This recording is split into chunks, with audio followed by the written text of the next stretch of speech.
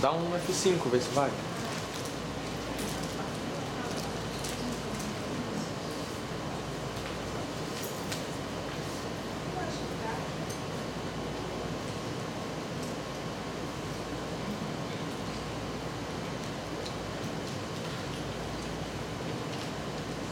Modo de tela cheia, Ctrl L. Bom dia. Bom dia. Queria inicialmente agradecer o convite, né? A professora Marcinha, recebeu aqui, nasceu comigo, e a vocês por terem um interesse de nos outros.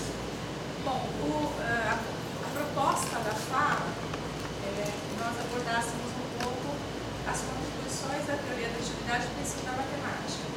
Então eu vou primeiro dizer de onde eu falo, né, quem sou eu, qual é o lugar, de onde eu venho, e aí eu apresento como eu pensei em fazer essa conversa. Quanto tempo nós temos essa manhã? Então eu faço uma apresentação, depois a gente abre para uma conversa. Acho que é um grupo que muitos de vocês já estão engajados de alguma forma na pesquisa, né? Então talvez valha a pena a gente ter esse momento de conversa. Bom, teve essa apresentação, né? Vem da matemática.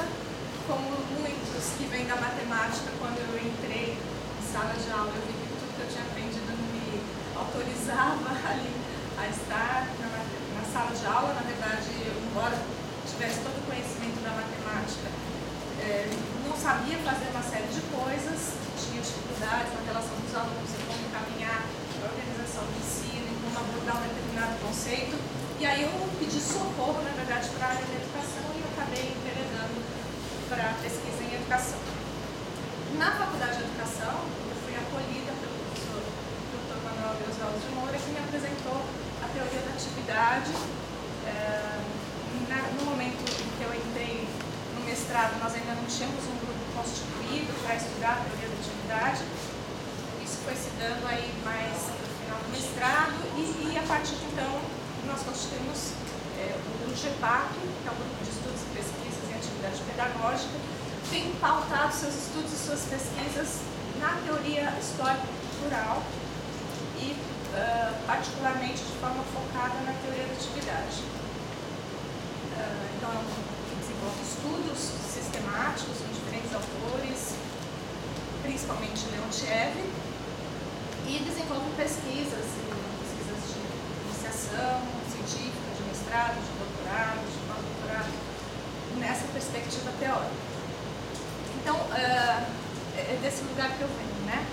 E desde 2008 eu sou na Universidade Federal de São Paulo, trabalho com metodologia do ensino da matemática e tento também orientar os trabalhos aí nessa perspectiva. Acho que uma questão que é premente na universidade, que com certeza vocês todos vivenciam, vivenciarão, né? É a questão dos prazos. A gente tem cada vez mais os prazos reduzidos para as pesquisas, e no caso da teoria da atividade, acho que não é particular da teoria da atividade, mas no caso da teoria da atividade isso se acentua, é que esse prazo pequeno, ele muitas vezes não é suficiente para a apropriação necessária que se faz para o sujeito de pesquisa de um referencial teórico, bastante complexo.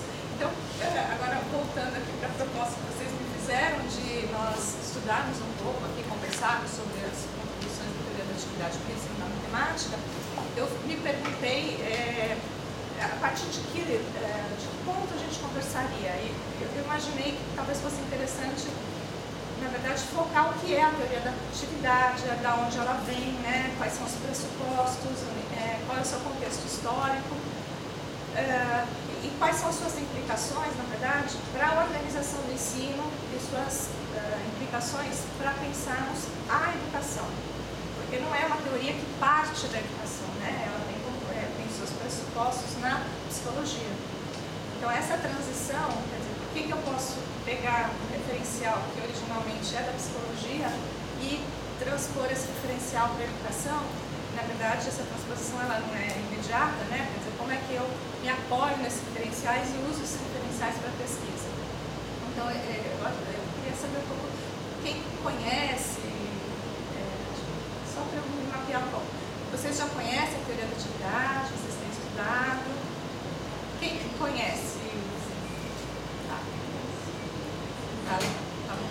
Então, eu acho que vale a pena essa conversa inicial. E aí, depois eu vou apresentar para vocês como que nós temos feito esse olhar para a educação a partir desse diferencial. E eu trouxe alguns exemplos de pesquisas que nós temos desenvolvido. Aí depois acho que a gente abre para uma conversa, e se vocês quiserem falar um pouco das pesquisas que vocês têm pensado a partir desse diferencial, aí a gente faz um pouco de conversa aqui, de pesquisa. Pode ser assim? Tá bom? Bom, então, a primeira questão que nós teríamos aí, essa é a organização do ensino, né? Eu falei para vocês. A primeira questão é pensar mesmo no contexto histórico em que surge a teoria da atividade. Então, antes de pensar na teoria da atividade, a gente precisa compreender o movimento que levou à teoria da atividade. Então, a teoria da atividade ela vai ser proposta por Leontiev, só que o Leontiev, ele originalmente era de um grupo que historicamente se caracteriza como de Troika, que era Vygotsky, Leontiev e Luria. E Vygotsky, ele, na verdade, é a figura criadora no primeiro momento desse grupo e é a que nós temos mais acesso aqui na produção no Ocidente.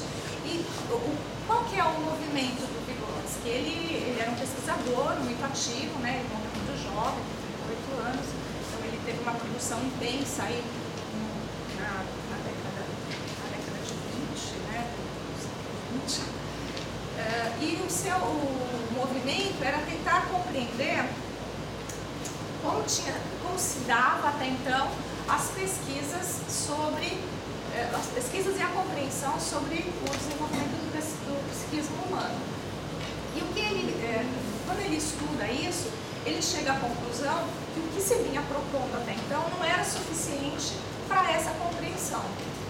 Só que, historicamente, ele está inserido num momento que é o momento da Revolução Russa, né? Dos impactos da Revolução Russa de 1917. E, nesse momento histórico, quer dizer, a efervescência era de uma produção teórica marxista, né? Fundamentada no materialismo histórico dialético. Então, a gente precisa compreender essa inserção teórica, né, para que nós compreendamos como o Vygotsky vai propor a compreensão de sujeito, a compreensão de aprendizagem, a compreensão de desenvolvimento, porque todas essas suas propostas têm uma fundamentação, uma forma de olhar para o homem, né, para o ser humano, que se constitui como tal, e ele vai dizer que essa constituição se dá de forma mediada pela apropriação da cultura. Então, até chegar nessa proposição, ele estuda as propostas, as tendências psicológicas existentes até então e afirma que essas propostas não são suficientes. E o método de pesquisa do Vygotsky, ele é o que a gente chama de método dialético, materialista dialético. O que ele faz? Ele parte do movimento histórico dessas propostas que já existiam na psicologia. Se vocês puderem ter a oportunidade, talvez muitos de vocês já tenham feito isso, né, de olhar as obras de Vygotsky, tem uma produção onde ele vai apresentar essa nova psicologia, o método da psicologia, então ele vai estudando o que já tem, e aí você vai lendo e parece que ele está concordando com aquilo, né? Então, olha, né, no método personalismo temos isso, na psicanálise temos assim, e ele vai apresentando essas propostas, você vai concordando, e aí ele fala, olha, mas, né? E quando ele fala mas, aí que ele se apresenta, né? Ele aponta o que ele entende como sendo as limitações desse método, dessas propostas, e propõe a sua superação. E essa ideia de superação, na perspectiva do materialismo histórico dialético, a superação não é negação, né? A superação, ela é a incorporação e o acréscimo. Então, eu incorporo o que tem, aponto as limitações, nego o que não me cabe, mas supero aquilo. Então, é nessa perspectiva. E é nesse contexto que ele vai propor a sua nova psicologia. E essa nova psicologia, ela tem alguns pressupostos, né? Ela parte de alguns pressupostos. Primeiro, esse contexto histórico, que é o contexto marxiano, digamos assim, e que traz alguns referenciais de pesquisa, de compreensão da realidade. Primeiro, essa ideia do materialismo histórico dialético. Outro elemento essencial é a lógica dialética, os conceitos de historicismo e materialidade e a concepção de ciência.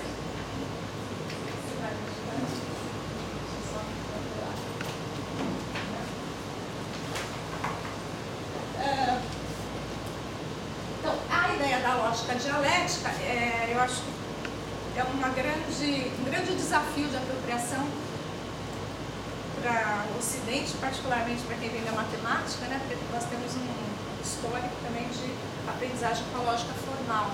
E quando a gente estuda a lógica formal, né, tem todo um encaminhamento, um silogismo, enfim, que nos permite compreender os pressupostos e alguns encaminhamentos. E quando a gente vai para a lógica dialética, essa compreensão linear, ela é rompida.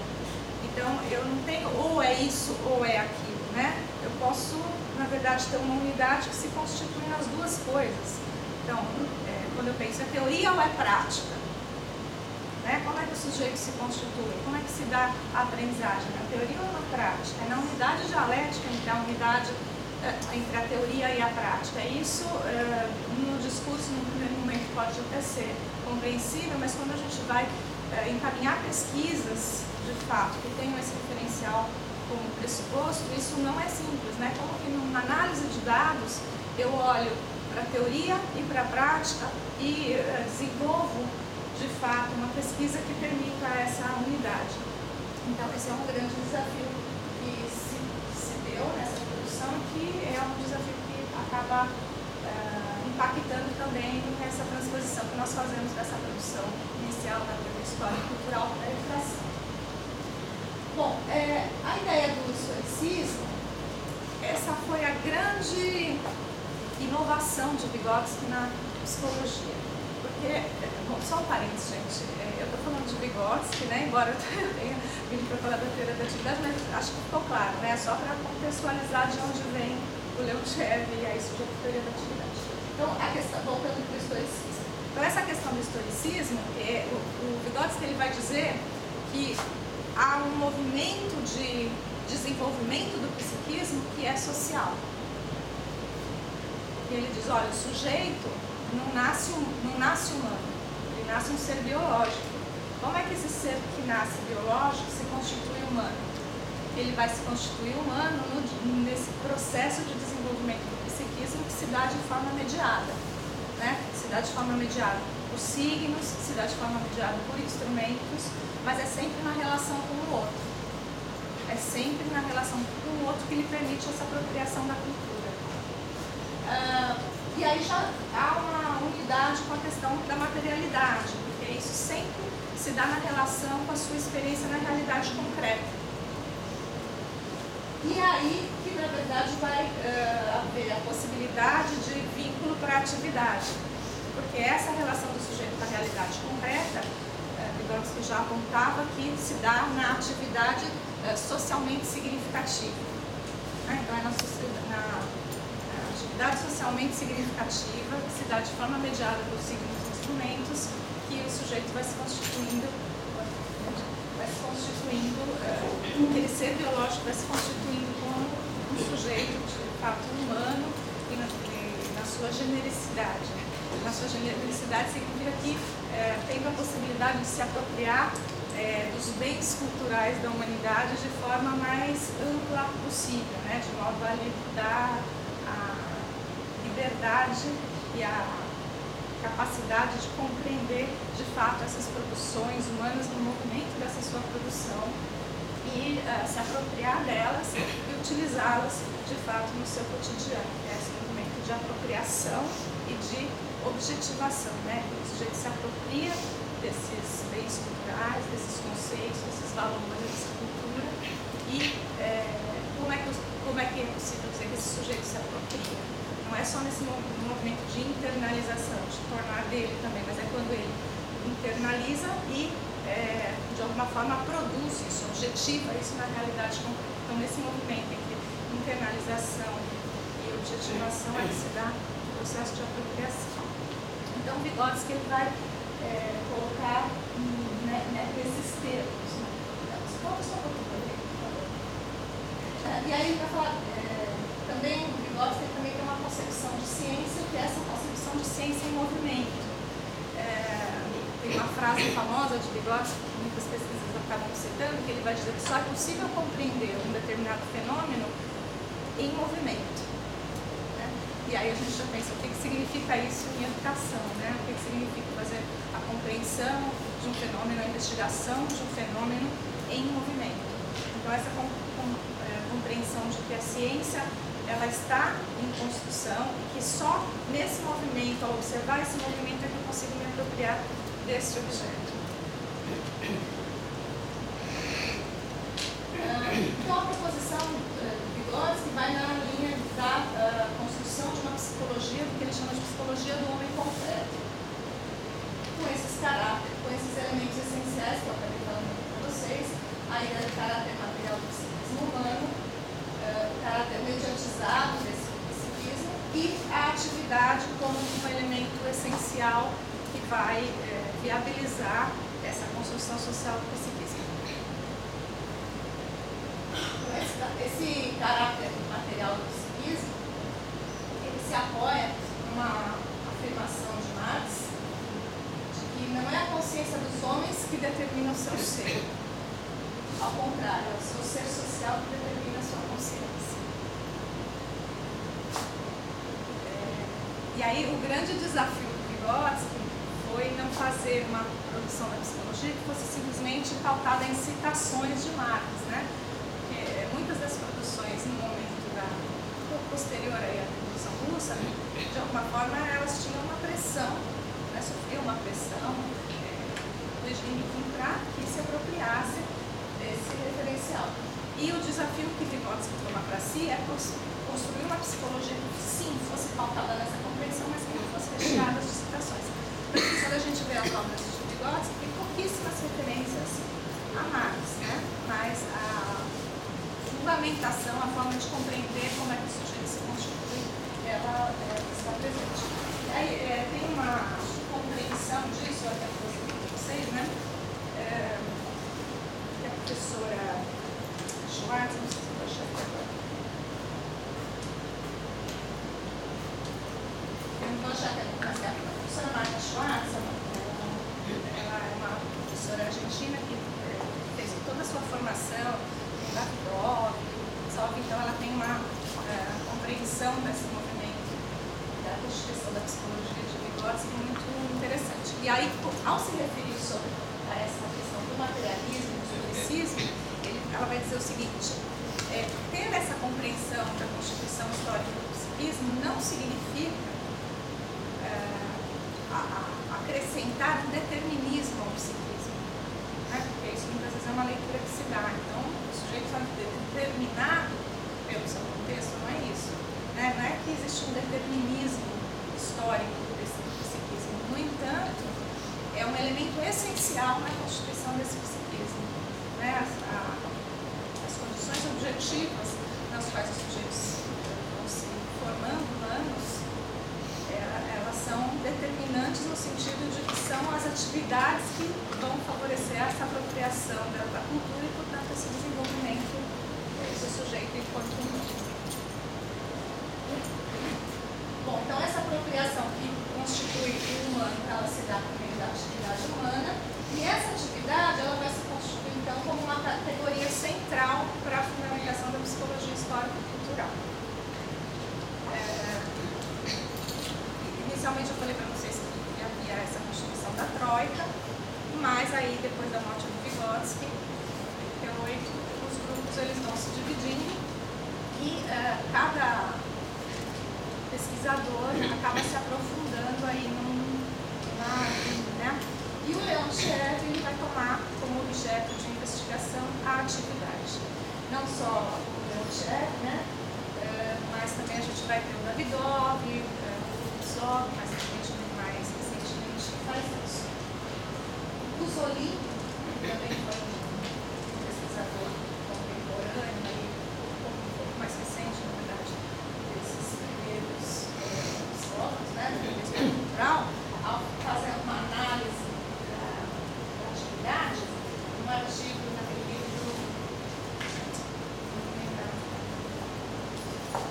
Produção a Vygotsky, eu acho que chama. Ele vai dizer o seguinte, que a termo atividade já aparece inicialmente na obra de Vygotsky. A origem desse termo pode ser encontrada nos primeiros escritos de Vygotsky, que se refere à atividade como socialmente significativa, e essa atividade como aquela que pode servir como princípio explanatório em relação à consciência humana e ser considerada como um gerador dessa consciência. Isso é importante porque, mais recentemente, tem havido algumas polêmicas em relação à proximidade da atividade com a categoria atividade, né, com a produção inicial de Vygotsky. Tem alguns pesquisadores que têm questionado a inserção da teoria da atividade na teoria histórico-cultural. Então, se vocês forem pesquisar, vocês vão ver que tem alguns pesquisadores que dizem, olha, tem uma coerência, uma continuidade, embora Vygotsky tenha tido uma produção limitada pelo tempo, né? Pode ser muito jovem, e tem outros que dizem que não, dizem que tem uma produção de Vygotsky que é voltada na linguagem, no signo, e a atividade estaria se contendo com isso. Eu, como vocês podem ver, ali a primeira compreensão. E aí vocês perguntariam, mas onde é que está a linguagem, onde é que está o signo, né? Na atividade. Quando o sujeito fala, ele não fala esmo, né? O sujeito fala em algum contexto. O Bakhtin vai dizer isso, né? Ele vai falar dos gêneros.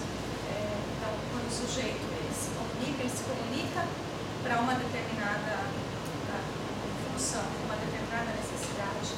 Então, nós temos entendido, e aí digo nós mesmo, no sentido de que essa é uma fala coletiva, talvez na relação do inter e do intrapsíquico, que o Vygotsky diz também, né? Quer dizer, quando eu manifesto alguma apreensão, uma apropriação desse intrapsíquico, isso se deu na relação primeiro do inter, e aí é desse sentido que eu falo, quer dizer, como alguém que faz parte de um grupo que tem pesquisado isso, enfim. Então, nós entendemos que a unidade de constituição do sujeito é a atividade. E isso é plenamente coerente e inerente à proposição inicial de Vygotsky. E é nessa atividade que o sujeito vai se utilizar, sim, de instrumentos e de signos nessa relação mediada com a realidade.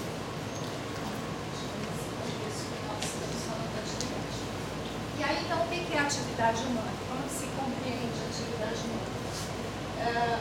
Primeiro, essa atividade, ela não é ação, simplesmente, né?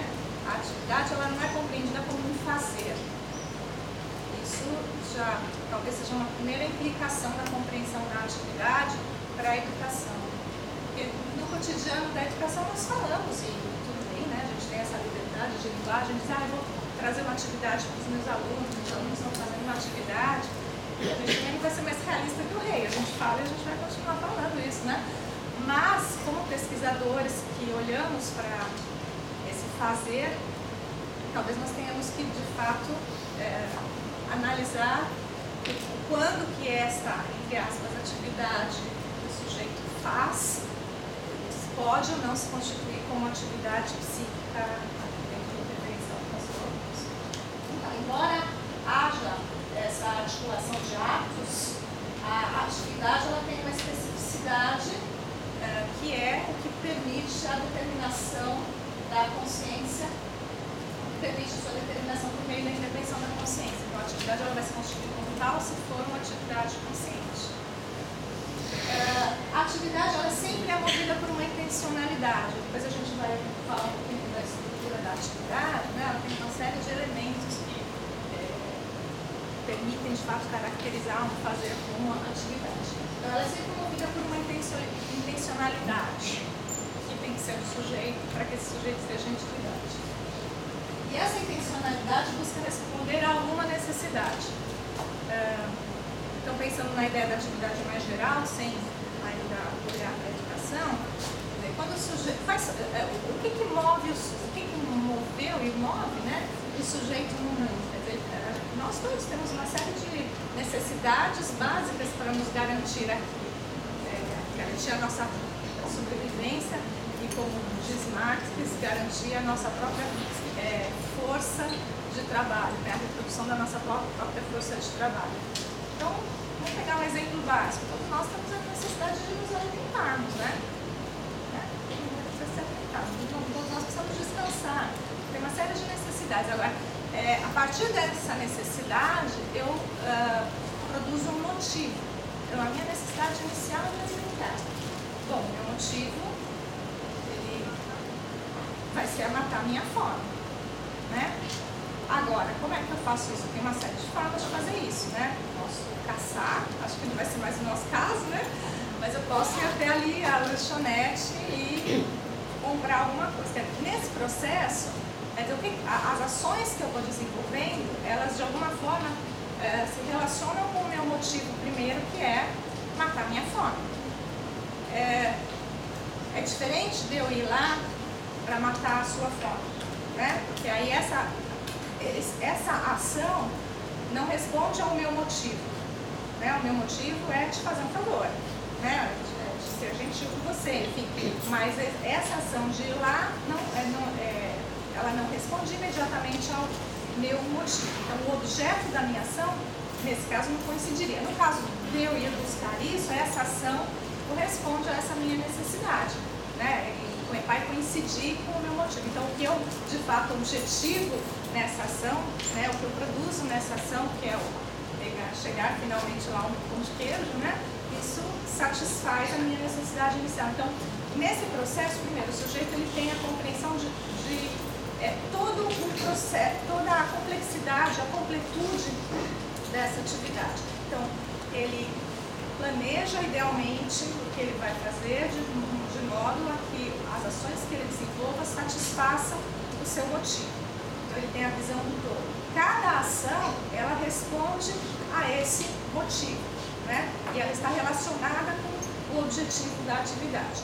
Agora, eu também posso desenvolver algumas operações que não estão relacionadas diretamente com essa ação. Então, eu preciso ir ao lanchonete, eu posso ir de elevador, ou eu posso ir de escada, né? Eu posso ir correndo, eu posso ir andando, são algumas operações que eu vou ali desenvolver que estão relacionadas com os instrumentos. Então, no caso, eu posso descer de elevador, eu posso descer de escada. São operações que eu desenvolvo, que estão ali inseridas nessa atividade mais geral, mas que não, na verdade, elas não impactam o motivo, né? Elas não impactam no objetivo. Elas estão vinculadas ao instrumento ao qual eu tenho acesso, ou ao instrumento que eu escolho. Então, as operações elas vão estar mais ligadas às condições objetivas de realização dessa atividade. A gente vai falar disso um pouco mais de tempo. Bom, e aí o último aspecto é que na relação entre atividade prática e atividade teórica se constitui a praxis. Então, quando a gente fala que o sujeito ele se constitui na atividade, é na unidade entre a atividade prática e a atividade teórica, né? Entre de fato o que ele desenvolve e o que ele apropria desse fazer, dessa atividade que ele de fato realiza. Então, a praxis compreendida como a sua atividade consciente que tem impacto na transformação da realidade. E essa transformação da realidade é a transformação da realidade ao entorno e a transformação do próprio sujeito. E isso está estritamente alinhado com o conceito de trabalho em Marx. Porque o conceito de trabalho em Marx, ele vai dizer que o trabalho é uma atividade com um objetivo determinado, né? E que, ao realizar essa atividade, o sujeito transforma a realidade e se transforma. Então, o trabalho, ele não é entendido como um emprego, né? O trabalho não é o emprego. O trabalho é o que constitui o sujeito. Então, são as atividades que o sujeito desenvolve e essas atividades, para constituírem o sujeito, tem que ser conscientes. E aí ele vai desenvolver a categoria do trabalho alienado, enfim, que seria, nossa compreensão aqui, o sujeito desenvolver ações que não satisfazem, que não respondem ao seu motivo, né? Então, eu não tenho a visão da atividade completa, eu tenho uma visão de ações. Eu desenvolvo aquela ação, mas aquela ação não responde ao meu motivo, responde ao motivo de outro.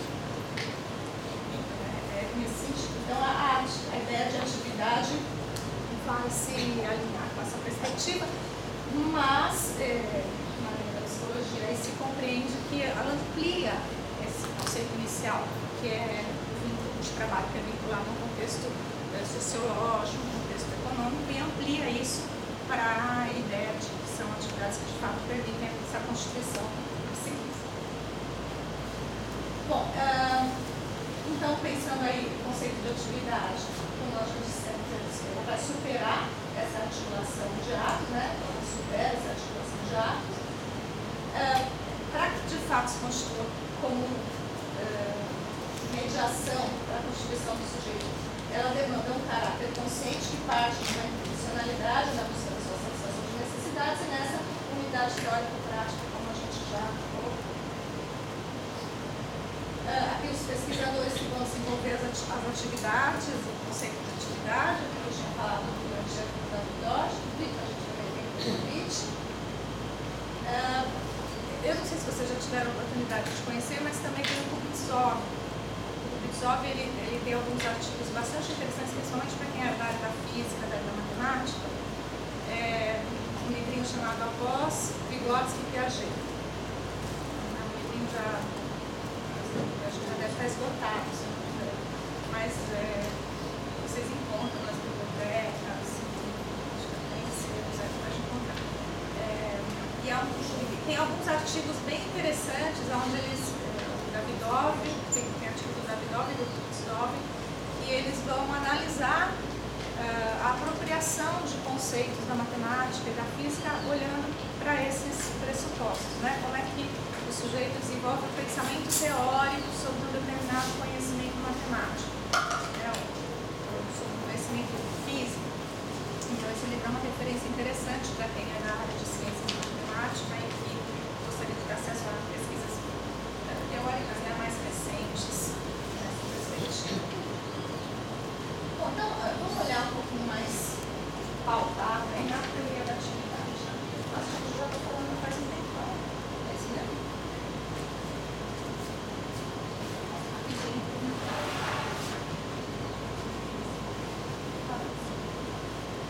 Então, essa aqui é uma definição de Leontief, com certeza vocês já viram, né? Porque ela é clássica aí, né? Da Leontief, mas acho que é importante para a gente partir de um pequeno ponto. Então, o Leontief ele vai dizer que não se chama todos os processos de atividade, nem tudo que fazemos é atividade. O que é, então? Ele vai dizer que atividades são aqueles processos que, realizando as relações do homem com o mundo, satisfazem uma necessidade especial. Ok?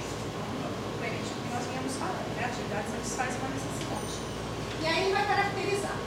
Por atividade, designamos os processos psicologicamente caracterizados. Então, atividade é um processo psicológico. Né? Atividade não é o que o sujeito faz. O sujeito faz uma ação. Essa ação ela pode ou não estar inserida numa atividade. A atividade é um processo psicológico. Então, é um chefe, por exemplo. E qual é a característica desse processo psicológico? Nesse processo, esse processo ele é caracterizado por aquilo a que ele se dirige, o seu objeto. Então, o que caracteriza esse processo psicológico é o que o sujeito pretende objetivar nesse processo. E isso que ele pretende objetivar deve coincidir com o seu motivo. E o motivo a agir. Então, a gente vai dizer o seguinte: o sujeito ele está em atividade, enquanto processo psicológico, se o objeto da atividade coincide com o seu motivo. Se há coincidência entre o objeto que é produzido na atividade, que é objetivado, enfim, o fim material do objetivo da atividade, ou não material, porque pode ser cognitivo, né, a produção de um conceito, enfim, se o que é objetivado na atividade e o que motivou o sujeito a agir. Coincide, então o sujeito está numa atividade, caso contrário não esteja. Tem aquele exemplo clássico que o Leontief traz no livro, que ele vai falar do estudante, estudando para uma prova. Eu acho que muitos de vocês conhecem, mas eu vou repetir aqui, porque acho que para quem não conhece é esclarecedor sobre essa questão, sobre essa relação entre sentido, motivo, associação. Ele dá um exemplo que é o seguinte: imagine um estudante estudando para uma prova de história. E aí, ao estudar essa prova de história, o professor diz que ele tem que estudar uma série de livros, enfim, ele começa a ler o livro porque ele tem uma prova, não é? Aí, o Leontief coloca a seguinte situação: imagine que nesse momento, nesse processo entre o professor em que ele está lendo o livro, né, o professor diga: olha, não vai mais haver prova, esse livro não vai mais cair na prova. O que esse sujeito pode fazer? Ele pode fazer uma série de coisas. Ele pode fazer ufa e jogar o livro fora, né? Ele pode falar: puxa, que pena, eu não estava gostando de ler esse livro. Ou, no ideal, né? Ele pode falar: puxa vida, não vai cair na prova, mas eu estou gostando tanto, eu vou continuar a ler esse livro, né? Enfim, como educadores todos aqui, nós podemos fazer uma análise do que aconteceria na maioria das situações. Vamos fazer uma análise psicológica. O que a gente tem? Claro que o primeiro motivo do sujeito foi ler o livro porque era uma demanda do professor. Mas nesse processo de ler o livro, ele pode se interessar pelo conteúdo do livro. E se ele se interessa pelo conteúdo do livro, o objeto dessa atividade de leitura, que é o conteúdo do livro, pode passar a coincidir com o seu motivo. Só que para isso o motivo dele tem que se transformar no decorrer da atividade.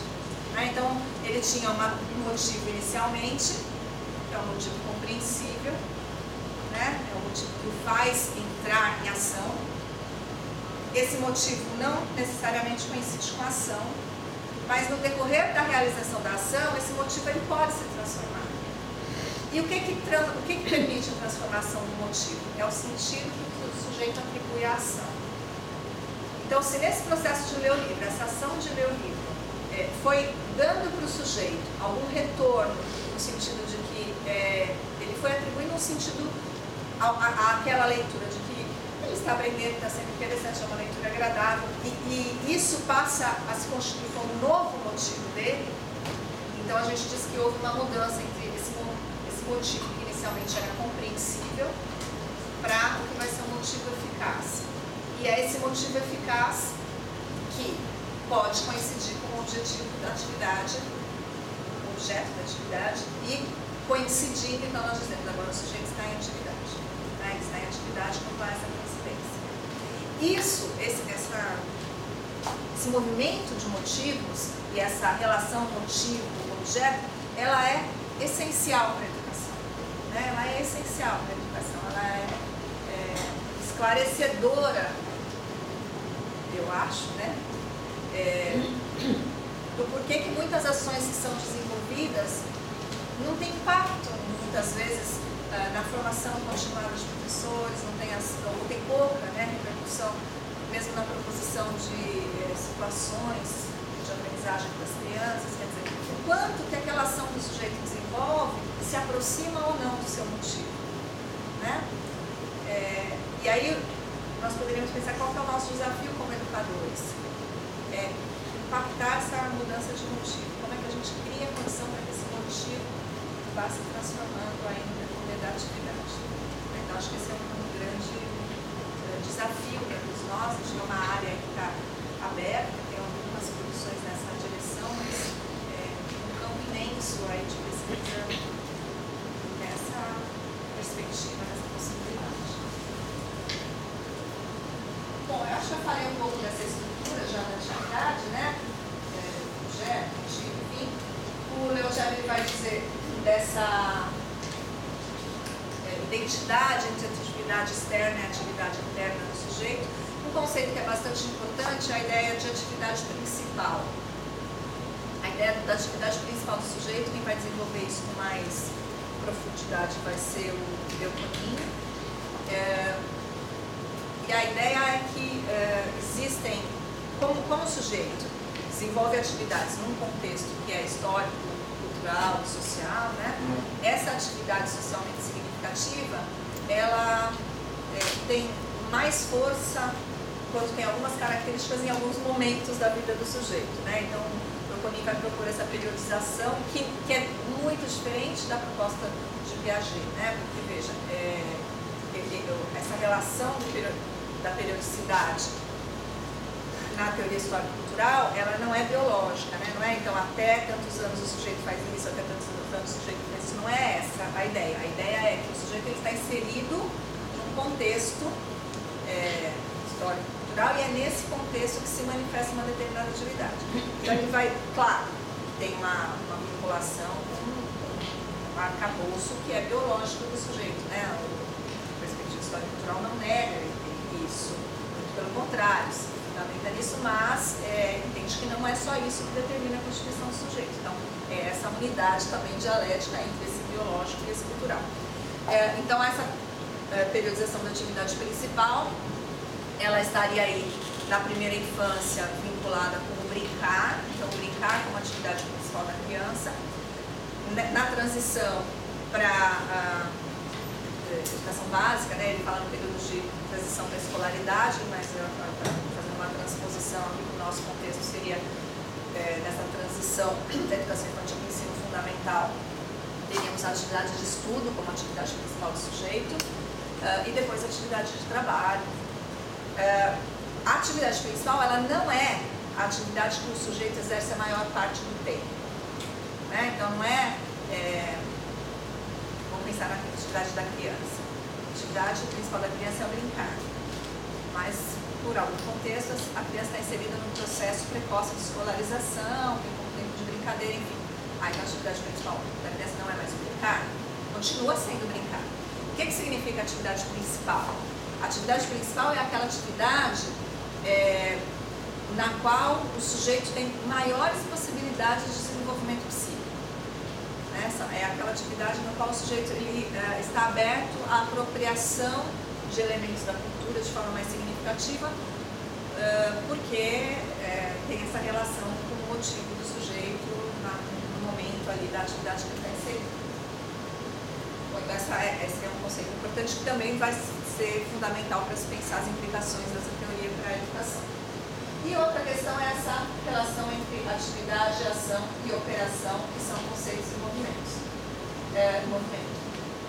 E aí a gente teria o seguinte, né? Eu tenho uma necessidade, essa necessidade ela se materializa no motivo, e esse motivo ele está vinculado ao objetivo da atividade. Agora, quando é que uma ação vira atividade, uma atividade vira uma ação, né? Ou uma ação vira uma operação? Então, essa divisão ela não é estanque, né? Eu posso ter uma determinada atividade que esteja inserida como ação numa atividade mais complexa. Vamos pensar no caso de dirigir, né? Quando a gente está aprendendo a dirigir, embreagem, acelerador, câmbio, isso demanda um processo extremamente consciente,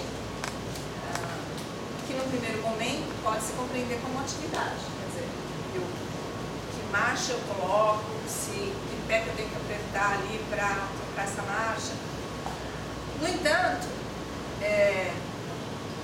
à medida que eu já começo a circular pelas ruas, enfim, aquilo passa a ser, ainda não uma operação, porque eu ainda estou ali muito atenta, enfim, né? Mas já passa a se configurar como uma ação, porque agora a minha atividade já é outra. Quem já dirige há muito tempo, isso é uma operação automatizada, né? No entanto, se eu precisar, ela torna-se uma operação consciente, né? Porque, opa, peraí, preciso de uma atenção aqui redobrada. Então eu retorno, e aquilo que era uma operação, uma atividade mais complexa, eu estou dirigindo, posso conversar com quem está do meu lado, enfim. Mas se eu precisar, no momento de atenção, eu consigo fazer com que essa troca de marcha aqui volte a ser uma operação consciente. O que vai determinar essa mudança aqui é a relação entre o motivo, de novo, da atividade. Quer dizer, uma atividade, ela está, para que seja atividade, o motivo tem que estar presente, né? A partir do momento que uma atividade perde o seu motivo, ela se transforma numa ação. E por outro lado também, né? Uma ação que está sendo desenvolvida, se ela ganha um motivo, ela pode se transformar em atividade. É o caso do estudante lendo o livro de história. Então, ele está lendo o livro ali como uma ação no estudar para a prova.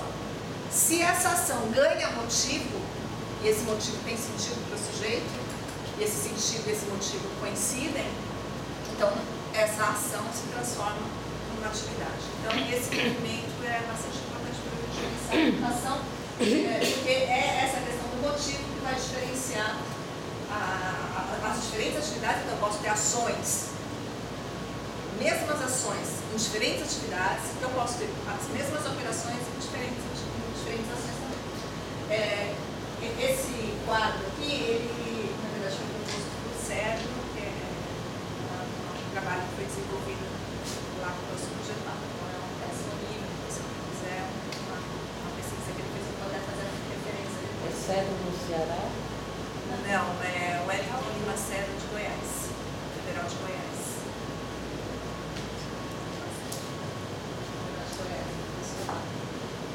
Também no departamento de matemática, assim, trabalhando no mestrado também em ciências e matemática.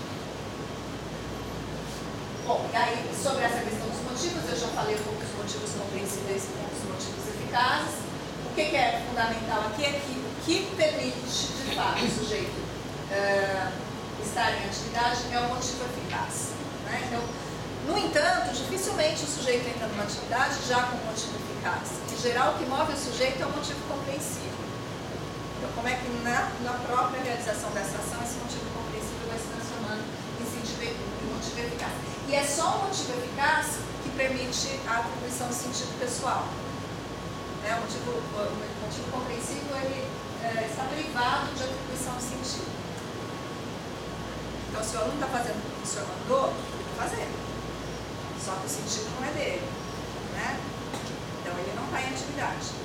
Não estou dizendo que ele não tem que fazer, né? Estou dizendo que o nosso desafio é como que deste ter que fazer propõe-se um percurso que esse ter que fazer se transforme num puxa, estou fazendo, né? E de repente isso pode ser interessante. Claro, percurso de educação básica, né? Então, eu estou falando da academia, porque você vai falar assim, o que essa mulher está dizendo, né? Assim, a realidade é outra. Quer dizer, a gente sabe do desafio que é isso, a gente não imagina que isso se dê durante todo o processo, mas em momentos cruciais, né?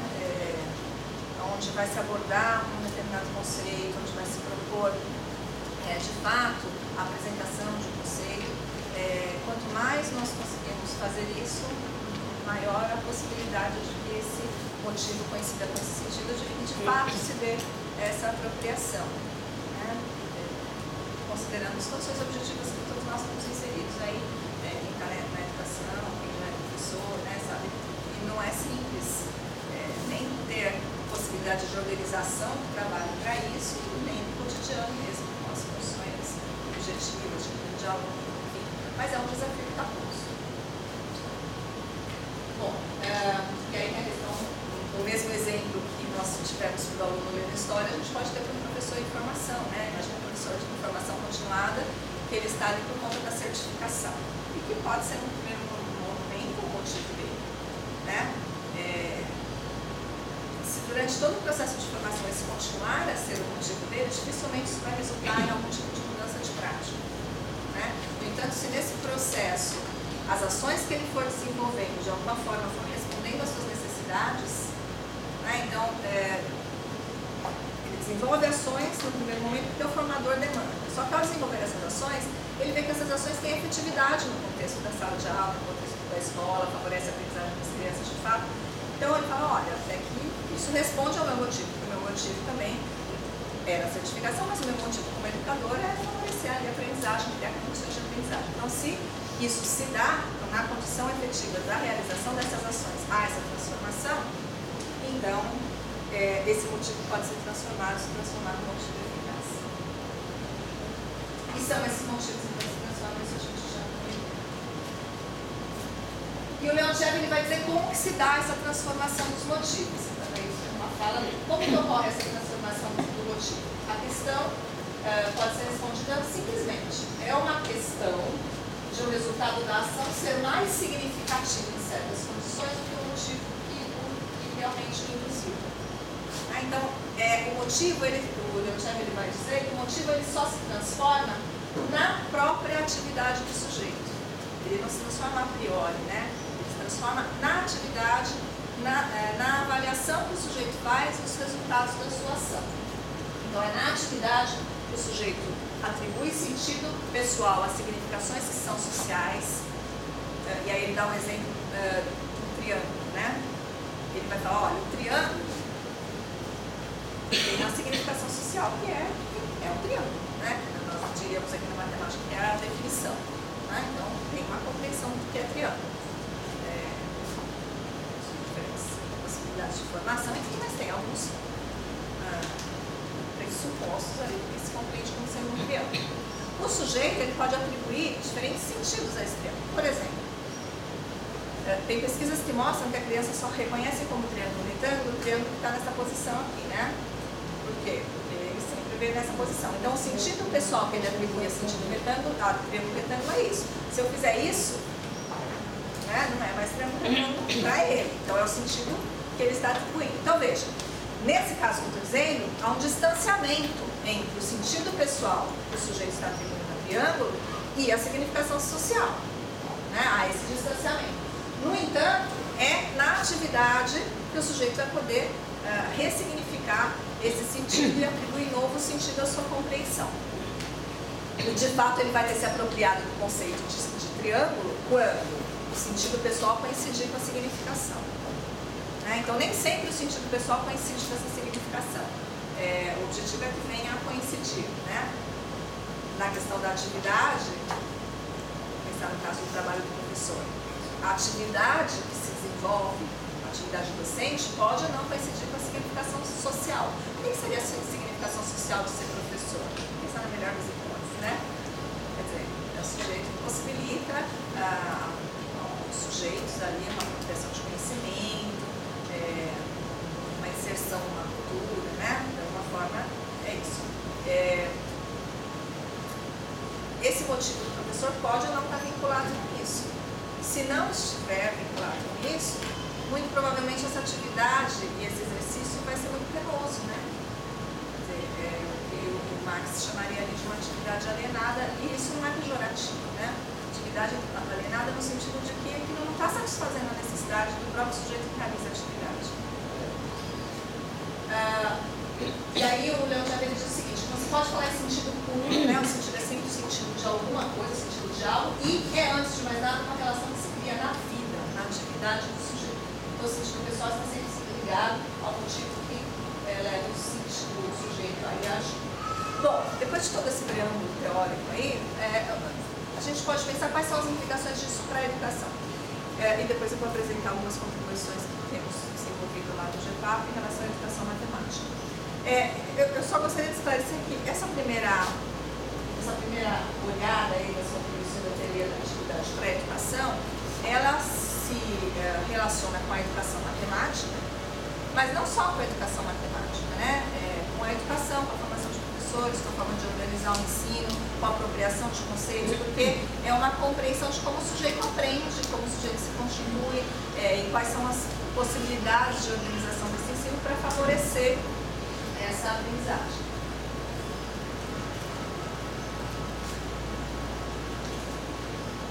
Bom, então, entendendo a constituição do sujeito, como nós falamos até agora, a educação ela é compreendida como um processo de apropriação de cultura, um processo como a atualização histórica do homem, no sentido de adquirir essa generalidade, né, essa genericidade do humano, e é um processo que se dá sempre de forma mediada. Então, isso é um pressuposto essencial, né? Não significa que não seja importante o sujeito ter momentos de trabalho individual, mas esse trabalho individual é na relação do inter e do intrapsíquico, né? Sempre ao ter esse trabalho individual, de alguma forma, ele se relaciona também com essas vozes do coletivo, né, que precisam de alguma forma serem propiciadas no contexto da sala de aula. O objetivo é essa apropriação dessa universalidade, né, desse geral da cultura humana. E a mediação é um elemento essencial. Mediação não é só interação, né? Não é só botar o sujeitos para trabalharem juntos, né? A gente pode estar fazendo coisa junto aqui e não estar na mesma atividade, né? Pode não ter nenhum tipo de mediação ali no que está acontecendo ao fazer junto. Fazer junto não necessariamente é fazer de forma coletiva, né? O professor Dario Fiorentini, quando ele fala de pesquisa colaborativa, ele fala bastante disso, né? Eu posso pensar em colaborar e posso pensar em cooperar, né? Eu posso estar operando junto com alguém, fazendo coisa junto ali, mas fazer junto não significa fazer de forma colaborativa, e aí olhando para isso não significa fazer num processo que de fato se estabeleça uma mediação entre esses sujeitos. Então a mediação ela é necessária para a apropriação dos sujeitos, né, pelos sujeitos, de uma humanidade que é produzida histórica e coletivamente pelo conjunto de homens. E é um elemento essencial na constituição do humano, uma vez que permite a esse sujeito humano se apropriar da produção histórica e social da humanidade ao agir sobre a realidade de forma mediada por signos e instrumentos. Então, a mediação ela é essencial e nessa perspectiva se entende a educação como um processo de apropriação da cultura. A educação, ela, eu vou falar uma coisa que nem sempre é consenso, né? Mas a educação ela não é uma educação para o trabalho, para a inserção no trabalho, para. A educação é porque a educação constitui o sujeito, né? Então, se a gente pensa na educação infantil, a educação infantil é brincar também, né? Mas tem toda uma possibilidade de acesso ali à cultura, desenvolvimento de formas de pensamento, né? A olhar para a realidade de uma determinada maneira que vai constituindo o psiquismo dessa criança, né? Como é que eu olho para a realidade, se eu posso inferir essa realidade, se eu posso levantar hipóteses ou não posso levantar hipóteses. Quer dizer, a forma como eu vou olhando para esse trabalho vai constituindo esse prisma. Então, essa educação é a educação que constitui o humano, né? Se depois ele vai querer ser professor, se ele vai poder ser engenheiro, né? Ou se ele vai, enfim, o que ele vai fazer, se ele vai ser pesquisador, se ele vai, enfim, isso, em princípio, né? Deveria ser uma opção do sujeito. Então a gente está dizendo, na verdade, o que nós entendemos que seria o ideal, né? A educação como um processo que humaniza o sujeito, permite o acesso do sujeito a tudo o que foi produzido e é relevante nessa cultura. Nesse sentido, todos têm direito à educação, porque a educação constitui o sujeito. Então, privar o sujeito de educação é privar o sujeito dessa sua constituição de forma universal na sua generosidade. Então quem não tem educação não é humano? Não é disso que a gente está dizendo, né? Claro que o sujeito tem outras atividades, mas não vai se constituindo como tal, né? Essa mediação não se dá só na escola. Quando a gente está falando de educação, a gente não está falando só de educação escolar, né? A educação é um processo que se dá de forma mediada. Então, se a gente pegar diferentes culturas que não tem essa educação formal, que é a educação que se dá na relação com os avós, né? Se a gente for muitas comunidades indígenas, essa relação se dá de forma muito diferenciada e muito eficaz. Quer dizer, o sujeito ele se apropria ali, da cultura daquela comunidade, daquele agrupamento de uma forma bastante eficaz, né? Quer dizer, ele se constitui como membro ali daquela sociedade.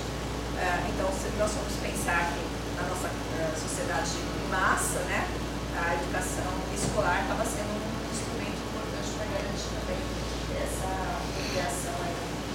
Isso só é possível pensando a intencionalidade do professor, né? Como é que se dá essa intencionalidade, não só na contribuição, pensando na apropriação de conceitos, mas a relação entre os sujeitos, né? A forma como o sujeito se coloca no ser estudante, se colocar diante de um determinado objeto de conhecimento.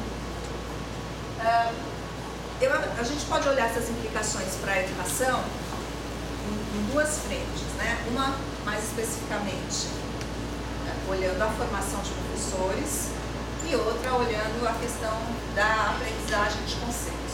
Então, olhando para a questão da formação de professores, de tudo que a gente diz, né? Se o sujeito ele se apropria da cultura em atividade, ele atribui sentido à sua ação na vida, na atividade, conforme diz o Leontier, Por que com o professor seria diferente? Como é que esse professor ele pode atribuir sentidos à sua ação, se não for pelo seu próprio trabalho, que é o seu trabalho na praxis pedagógica e na atividade docente? Isso traz implicações para a gente pensar, por exemplo, nos cursos de licenciatura, como se dá o estágio, né? Como se dá a relação entre as unidades chamadas teóricas, né, e as práticas. Os cursos ainda fazem essa distinção. Como é que se dá essa possibilidade de relação? Quer dizer, como o sujeito se constitui professor, também na unidade entre a teoria e a prática. Bom, então, olhando para a questão do sentido, se esse sentido é atribuído na atividade, essas ações desencadeadas pelos professores em formação devem ter como referência a sua atividade docente, o seu trabalho docente. Isso tanto na formação continuada quanto na formação inicial. Então, pensando no caso da formação continuada, depois o Rodrigo vai poder contar que você vai ter um pouco isso, né, Rodrigo? Mas qual que é a ideia? Quer dizer, na formação continuada, não adianta simplesmente ser uma formação que seja diretiva e pragmática, dizendo o que o professor tem que fazer. Né? Tem um arcabouço teórico, sem dúvida, mas essa mudança de sentido vai se dar quando de fato ele for fazer.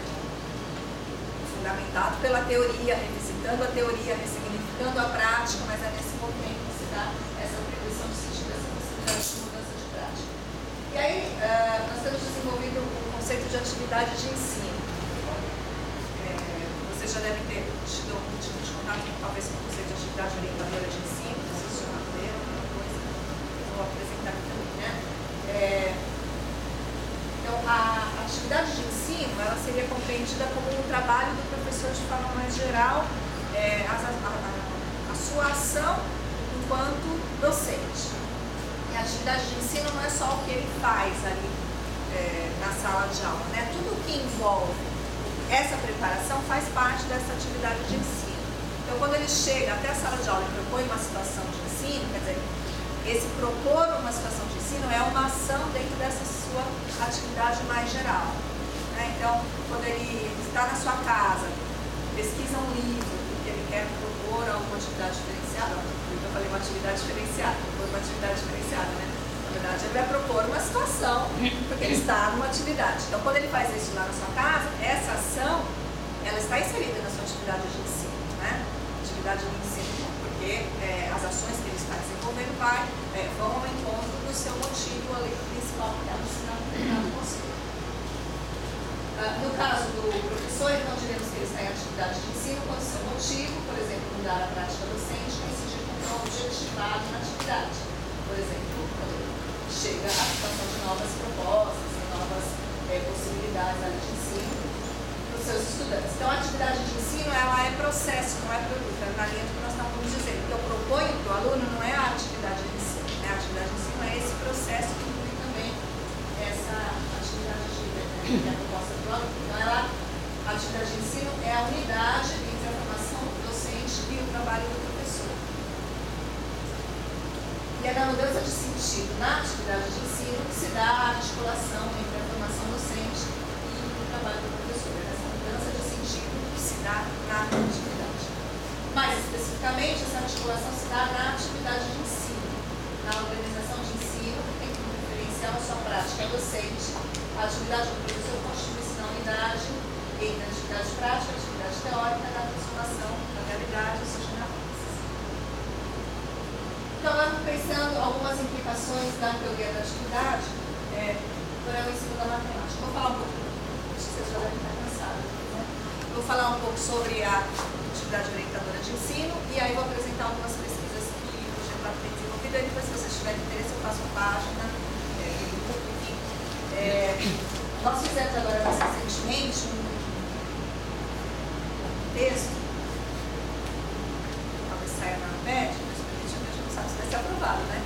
Fazendo um levantamento das contribuições da teoria da atividade para a formação de professores de matemática, fazendo um levantamento das pesquisas desde o início do banco de dados da CAPES, as pesquisas que têm tomado esse referencial como pressuposto teórico para olhar a formação dos professores de matemática. aí acaba utilizando a ideia de atividade agrícola de ensino, mas o que a gente percebe é que um elemento essencial que tem sido utilizado é o conceito de sentido. Né? Então, o conceito de sentido ele, tem sido bastante explorado nessas pesquisas que se apoiam na teoria histórico-cultural, na teoria da atividade. Então, como é que o professor vai atribuir o sentido, que é exatamente isso que a gente está dizendo. Né? Isso essas pesquisas que nós olhamos, isso foi feito com professores de matemática. Professores de matemática, professores que ensinam matemática, né? Às vezes professores do primeiro ciclo, aí, são professores polivalentes, mas olhando para o ensino da matemática. Bom, então, de forma geral, pensando em implicações da educação, o que esse pressuposto nos permite dizer? Um desafio do professor seria criar situações que considerem a atividade principal dessa criança, né? Então, quanto menor a criança, mais a necessidade de criar essa atividade voluntária, e situações que instaurem a necessidade do conceito. Essas situações que instaurem a necessidade do conceito, elas podem ser das mais diversas, né? Elas podem ser jogos, elas podem ser situações problemas, elas podem ser situações de compatibilidade lógica dentro da própria matemática. Né? Eu posso pensar situações problema, mas não necessariamente situações problemas contextualizadas, como nós vimos com frequência, mas situações e problemas que coloquem a necessidade da produção de um determinado conceito dentro do próprio problema matemático posto. A questão é que a necessidade se instala. Um pressuposto é propiciar a atividade coletiva, não como atividade cooperativa, né?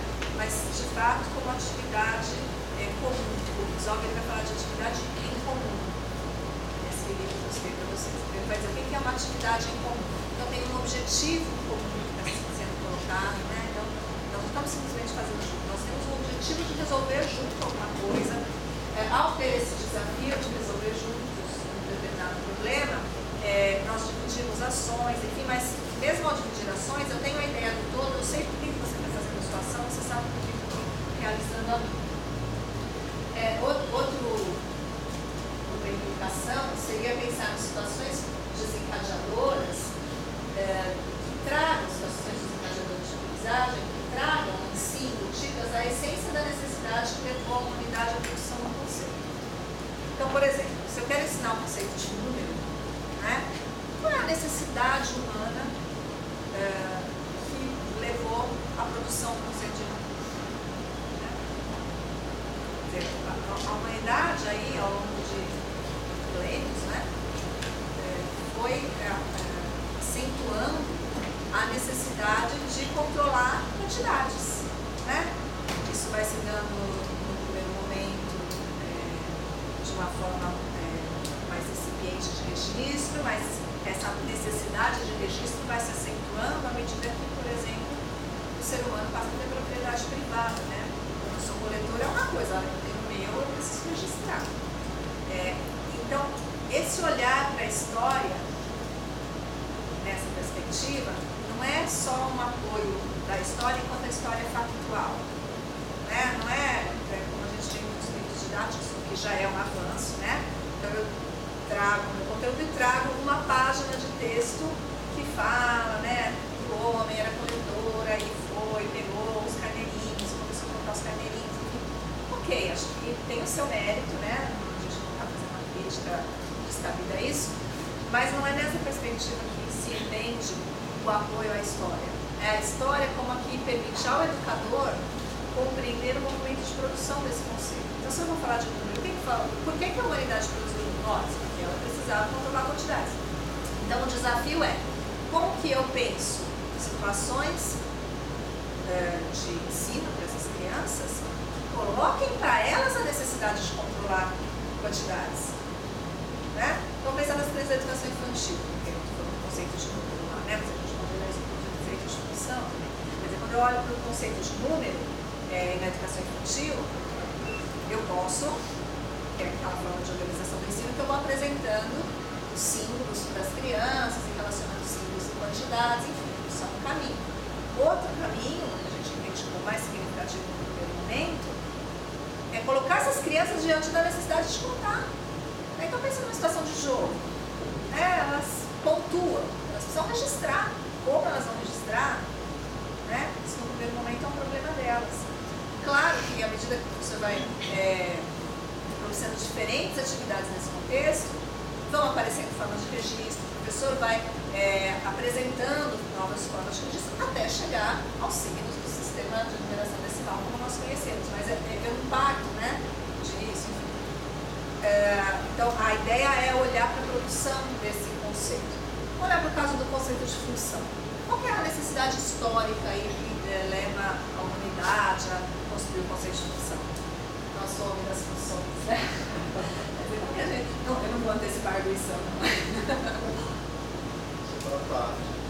Mas assim, o que a gente pode olhar para o conceito? O que o conceito de função faz, né? O conceito de função ele me permite estabelecer ali uma relação de dependência entre grandezas, e me permite de alguma forma controlar, no sentido de antecipar como que se dá essa relação de dependência. Então essa dependência entre as grandezas, entre as variáveis, elas acabam se tornando explícitas para o sujeito. Então como é que eu ensino função? Como ensino é um pouco demais, Nancy? Como eu posso pensar no ensino de função olhando para essas contribuições aqui da teoria histórico-cultural, da teoria da atividade? Então, dentro de todos esses pressupostos aqui, olhando especificamente para o conceito de função, eu posso pensar em situações que coloquem para o sujeito a necessidade de explicitar a relação de dependência entre as variáveis.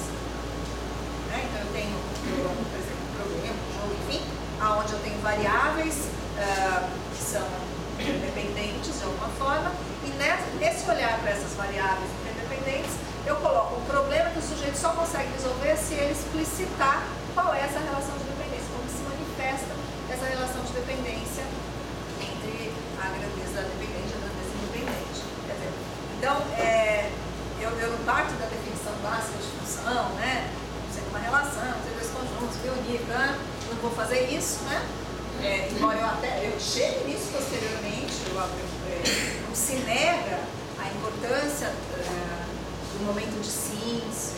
A síntese é essencial para essa apropriação consciente desses conhecimentos, desses conceitos. No momento de análise e síntese que se dá essa apropriação. Mas pensando na organização do ensino, eu propicio que o sujeito compreenda aquele conceito como algo que responde a uma determinada necessidade. E ao responder a essa necessidade, o desafio é que essa necessidade, no decorrer da atividade, se transforme na necessidade do sujeito ali. Quer dizer, ele tope entrar nessa brincadeira, ele tope aceitar aquele problema que está sendo proposto como um problema dele. A gente, em sala de aula, muitas vezes consegue atingir isso com um grande número de alunos, muitas vezes não consegue para alguns outros, mas isso é um desafio que está posto. A gente vai criando situações para que essas necessidades que são postas em situações de ensino vão se constituindo aí como necessidades para o sujeito naquela atividade de aprendizagem que se coloca. O que a gente percebe é que muitas vezes há resistência dos alunos nesse momento, para esse movimento de organização do ensino, quando são alunos que já têm uma prática vinculada a alguma outra forma de organização do ensino, mais tradicional. Muitas vezes eles se angustiam porque você, professor, o que é para fazer? Ele quer a resposta, ele fala assim, o que é para fazer? Então, isso vai se transformando num processo mais interessante à medida que eles vão se familiarizando com essa nova forma de fazer o ensino da matemática, onde o professor, na verdade, coloca ali uma situação, o professor ele é o organizador dessa apropriação, ele coloca uma situação onde, de forma coletiva, aquele coletivo da sala vai buscar uma solução, que, claro, o professor tem a clareza de que essa solução vai se aproximar do conceito que ele quer ensinar. A gente, por exemplo, no número de funções, mas a gente consegue pensar isso para outros, probabilidade, para estatística, a gente sempre consegue pensar para alguns conceitos. Claro, à medida que a gente vai avançando ensino da matemática, isso vai ficando mais difícil. No cálculo a gente ainda consegue pensar nisso, né? Para análise eu já tenho uma certa dificuldade, né? Para pensar isso na análise. Mas aí o motivo do sujeito também é outro, né? O motivo do sujeito também vai se transformando e a atividade ela pode ser de outra natureza. Quer dizer, quando a gente fala dessa forma de organizar, quer dizer, é para o sujeito conseguir compreender um modo de olhar para uma determinada área, um modo de olhar para a produção do conhecimento, né? E aí, é isso que em um determinado momento o sujeito tenha um olhar para essa área que permita compreender a análise como uma resposta, de fato, a questões colocadas dentro da própria matemática. Nesse sentido, acho que as questões elas vão sempre ter suas necessidades também. E outro elemento fundamental é a unidade entre o lógico e o histórico do conceito. Olhando ainda para o conceito de função, né? Quer dizer, o lógico do conceito ele é o que tradicionalmente, até uns poucos anos atrás, era só o que aparecia nos livros. Hoje os livros já incorporam mais esse movimento de produção do conceito. Mas o lógico do conceito é a sua definição, a sua estrutura de fato de partir de conjunto, estabelecer uma relação, que tipo de relação é essa, né? Olhar para o domínio, contra o domínio imagem, como é que isso se constitui. O histórico do conceito, ele não é esse, né? Se nós formos olhar para a história do conceito de função, essa definição ela se dá muito recentemente na história. Quer dizer, essa lógica formal, ela se constitui muito recentemente na história. E aí, tem um autor que discute essa questão da lógica formal, da lógica dialética, que é o Popper. Isso é uma referência bastante importante para nós. E o Popper ele vai dizer o seguinte, que o lógico, ele é o histórico isento das suas perturbações. Né? Porque se eu olhar para o conceito de função, tem um desenvolvimento linear, né? Uma determinada civilização fez uma determinada contribuição, outra fez outra, né? Alguns babilônios fizeram tábuas, enfim, e aí vai tendo um movimento da álgebra sincopada, da álgebra retórica, até eu conseguir chegar no movimento de formalização, de fato, onde eu tenho a álgebra simbólica. Agora, isso é um processo de construção aí de alguns milênios mesmo, né? Quando eu olho para a lógica formal ela não considera esse movimento. Eu não tenho que considerar que o objeto da lógica formal é outro. No entanto, para o ensino, esse movimento histórico ele precisa ser considerado. Então, como é que eu considero esse movimento histórico no ensino da álgebra, por exemplo? E aí eu já começo a falar um pouco até das implicações disso nas pesquisas. Nós temos pesquisas que têm proposto a organização do ensino da álgebra até chegar no ensino de funções, partindo desse movimento mesmo de álgebra retórica, álgebra sincropada, até chegar na álgebra simbólica. Então, primeiro o sujeito ele vai compreender que existem situações no mundo que são interdependentes, que essas situações interdependentes elas podem ser expressas de uma forma verbal, não necessariamente quantificada, né? Mas que eu consigo expressar essa relação de dependência no primeiro momento retoricamente. Depois eu consigo fazer isso de forma sincopada, a álgebra sincopada, o que é? Aquela forma que não chega a ser simbólica, mas que eu tenho pequenas palavras, né? Que representam algum sentido ali dentro do contexto que está sendo colocado. Até chegar na álgebra simbólica e até chegar no conceito de função, enfim. Então, tem pesquisas que têm feito isso e têm tido resultados muito interessantes. Têm conseguido, acho que talvez o mais interessante seja até em relação aos professores, porque tem conseguido que muitos professores trabalham com essa pesquisa, não me lembro que elas realizaram com professores do Fundamental 2, né? Os professores se fascinassem por uma nova forma de ensinar, eles viam aquilo também como uma produção humana, né? Então, quando eu olho para a álgebra simbólica, tendo olhado para esse percurso todo de produção da álgebra, eu falo, gente, a álgebra simbólica é uma maravilha, porque ela é uma síntese, né? De uma forma extremamente eficiente, que satisfaz de fato as necessidades postas para a álgebra de uma forma muito superior à retórica, sincopada, enfim, né? Então eu vejo de fato como um processo culminar ali de um processo de produção humana, embora a gente compreenda que esse processo ainda está em produção, né? Mas olhando o que a gente tem hoje aí como objeto para a educação básica, quer dizer, quando eu olho para isso, eu compreendo o quanto o que nós temos como instrumento pode ser eficiente. A mesma coisa quando eu olho para o número, né? Quando eu olho para o sistema de numeração decimal, tendo passado por outras possibilidades de controle de quantidades que não o sistema de numeração decimal, o sistema de numeração decimal ele aparece para nós assim como uma luz, né? Assim, gente, isso é brilhante, não é? Quer dizer, não são 15, não são 20 signos, porque eu já teria a dificuldade de guardar 20, mas também não são 3, que eu vou ter que ter uma representação numérica desse tamanho, né? Não são 10, né? São 10, tem um agrupamento, tem uma lógica ali, eu consigo pensar o trabalho com as operações de forma que essas operações elas são simples, quer dizer, na Idade Média a gente tinha estudos superiores, universidades de calculistas, não era? Né? A gente tinha aquela disputa entre os calculistas e os amassistas, como é que isso se constituía. Hoje a gente tem um sistema de numeração decimal que uma criança de 4º ano é capaz de resolver uma operação de multiplicar aí de ordem de centenas, quer dizer, é brilhante o sistema de numeração decimal. Então, olhar para essa função do conceito desse movimento lógico histórico permite essa compreensão da produção de fato humana, que é o que a gente veio falando aí no decorrer da primeira fala, pensando mesmo na produção humana como que constitui o sujeito, né? Como é o que nos constitui e o que responde a essas necessidades desse sujeito. Bom, vamos avançar um pouquinho. Desculpa, só uma coisa. Aqui eu não falei do termo essência, mas é disso que a gente está dizendo, né? Quando eu olho o sistema de numeração e não vou reproduzir a história dos pastorzinhos necessariamente, mas eu vou criar a situação que traga a necessidade, ou seja, controlar quantidades, é essa a essência do conceito que acaba aparecendo e sendo fundamental ser considerado uma organização de ensino.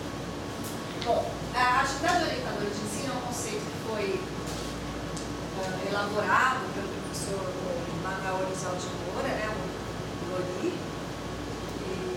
Ele propôs isso aí no seu trabalho de doutorado, e aí depois disso ele já avançou bastante, acho que aí depois acabou tendo contribuições no sentido de que se entende aí, como o grupo tem um GEPA, né, nós temos trabalhado a atividade orientadora, já tem outras mãos, no sentido de olhar mesmo para isso, muito fundamentado na proposta do professor Lori, e com as explicações que ele tem dado. E o que o professor Lori propõe? Né? Ele propõe a atividade orientadora de ensino como uma forma de organizar o ensino da matemática. Ele vai dizer o seguinte: essa atividade orientadora, ela traz a própria gênese do conceito. Então, um problema desencadeador, uma forma de organização da sala de aula que possibilite uma busca de ferramentas intelectuais para solucionar o problema, o surgimento das primeiras soluções, a busca de otimização dessas soluções. Então, nesse sentido, pensando na organização do ensino, tem sido proposto que os grupos, que as crianças trabalhem, as crianças, os adolescentes, trabalhem em pequenos grupos, que esses pequenos grupos tenham uma mesma tarefa, que essa solução apresentada, essas pequenas soluções sejam depois negociadas, e ao negociar-se essas soluções elas são transformadas, porque com a mediação do outro eu reanaliso a minha própria solução, né? Então, com a mediação do parceiro mais capaz, eu atribuo um novo sentido à minha ação. E ao atribuir um novo sentido, eu transformo o meu motivo. E aí, nesse processo, o resultado que se dá no coletivo é, de fato, pode ser, né, de fato, uma atividade de aprendizagem. E na atividade orientadora de ensino, a necessidade de organizar o ensino se objetiva na situação problema e no plano de ações. Então, a atividade orientadora, ela, assim como o plano de ensino, assim como a atividade, ela não é o que eu proponho para a criança, não é aquela folhinha de tal problema, essa é a atividade orientadora. Não, essa é a situação problema, essa é a situação desencadeadora. A atividade orientadora de ensino é a atividade que se manifesta ali na unidade entre a atividade de ensino e e atividade de aprendizagem, né? Atividade de ensino, professor, atividade de aprendizagem. Então, quer dizer, nessa unidade o contexto ali, essa unidade é o contexto que se manifesta a atividade orientadora de ensino. Então, tem sim um plano de ações, tem a situação que é proposta, mas tem a forma de organizar o trabalho, tem a forma de socializar as funções, tem um momento de síntese, né? Quer dizer, como a gente disse, eu trabalho com funções, mas eu não vou ficar na lógica assim, da álgebra singular. Como é que eu chego até a álgebra simbólica? E isso não é numa situação de ensino, eu estou fazendo uma sequência, uma unidade didática ali, com diferentes situações, até chegar na álgebra simbólica, no caso da função. Então, a atividade de ensino, a atividade orientadora, ela comporta desde os instrumentos, de fato, para se pensar as propostas para as crianças, até a forma de organização do ensino de forma mais ampla. E aí, como eu disse, né, as pesquisas têm olhado para a formação dos processos. Alguns exemplos que eu acho que já explorei o tempo de hoje, né, gente? Vamos olhar para as pesquisas, pode ser algumas que a gente tem feito, e aí depois eu passo algumas referências. Essa né? Bom, então, vou dar alguns exemplos do que tem sido feito em relação às pesquisas. Bom, essa pesquisa foi desenvolvida pela professora Gisélia, que é uma pesquisa de doutorado, que se pautou nas contribuições de Davidov para a organização do ensino de número. Então, proposições de Davidov para o ensino da matemática no primeiro ano escolar e interrelações dos sistemas de significação numéricas. E aí, o que ela investiga são os possíveis nexos entre as proposições davidovianas, né, sobre a questão do número, a partir de uma introdução do conceito de número, propondo a superação entre, ela chama de divórcio, entre as situações aritméticas e as situações algébricas e até geométricas. Né? Então, no trabalho dela, ela se pauta no Davidov tem alguns exemplos, né, sobre essa organização do ensino de número, e aí propõe situações que tradicionalmente não são colocadas para as crianças pequenas. Então, comparação de segmentos, estabelecer comparação e proporcionalidade ali entre segmentos, entre recipientes, enfim, até se chegar na questão do número e já chegando ao número como uma síntese mesmo entre o numérico e o algébrico. É bastante interessante. E aí, nessa organização, então, ela fez essa proposta, desenvolveu com as crianças no primeiro ano, e para essa forma de organização se faltou naqueles princípios que nós colocamos. Uma outra pesquisa, eu reportei aqui algumas pesquisas que olham bem os conceitos da matemática, né? A gente tem outras que pensam na formação de forma mais geral. Só para vocês terem uma ideia, tem uma pesquisa agora recentemente olhando para a formação de educação física, a partir desse pressuposto, da atividade educadora. Por isso que eu falei que esse preâmbulo, né, da educação, ela, na verdade, ele se vincula a qualquer área da educação, não só precisa da matemática. A questão da matemática mesmo parece lógico, história do conceito, que a gente faz toda a diferença. Bom, essa outra pesquisa foi desenvolvida pela professora Marisa da Silva Dias, hoje em dia ela é professora, pesquisa de doutorado, também em 2008, se não me engano, e ela, hoje em dia, é professora da Unesp de Bauru. Então, ela investigou a formação da imagem conceitual do professor sobre a reta real, né? Como o professor ele compreende a reta real, nessa perspectiva lógica histórica do conceito, então, para além da definição. E aí ela trabalhou com termos como continuidade, mensurabilidade, essas noções que trazem a densidade, questões que normalmente não são abordadas na educação básica, né? Nesse momento que se fala, claramente, né? Se fala de densidade dos reais, enfim. Mas ela pensou situações envolvendo esses conceitos para ver como os professores compreendiam a reta real. E o desenvolvimento dessa imagem conceitual e seus aspectos de ensino realizou-se por meio de um curso de formação contínua para professores. Esse curso foi organizado a partir dos pressupostos de atividade orientadora de ensino também, na perspectiva lógica histórica do ensino. Uma outra pesquisa, essa foi uma pesquisa de mestrado, desenvolvida pela Maria Lúcia Panoceno. Hoje em dia ela é estudante de doutorado lá no nosso programa. Investigou as manifestações e peculiaridades do movimento do pensamento e da linguagem algébrica, compreendidos a partir do seu movimento lógico histórico. Né? Então ela fez um pouco essa busca dessa constituição